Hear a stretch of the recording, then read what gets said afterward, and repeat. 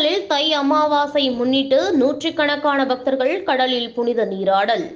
புதுக்கோட்டை மாவட்டம் அறந்தாங்கி அருகே உள்ள மீமிசல் கடற்கரையில் கடலில் நீராடி இன்று தை அமாவாசையை முன்னிட்டு நூற்றுக்கும் மேற்பட்ட பக்தர்கள் இறந்து போன தங்களது முன்னோர்களுக்கு கடற்கரையில் பச்சரிசி, காய்கறி, பழங்கள், வெற்றிலை பாக்கு உள்ளிட்ட பொருட்களை வைத்து துதி கொடுத்து தர்ப்பணம் செய்து பின்னர் கடலில் புனித நீராடி வழிபட்டனர். இந்த நிகழ்வு தை அமாவாசை, ஆடி அமாவாசை போன்ற தினங்களில் நடைபெறுவது வழக்கம். அதன் ஒரு பகுதியாக இன்று தை அமாவாசையொட்டி நூற்றுக்கும் மேற்பட்ட பொதுமக்கள் தங்களது முன்னோர்களுக்கு திதி கொடுத்தனர். அறந்தாங்கி செய்தியாளர் மாரிமுத்து.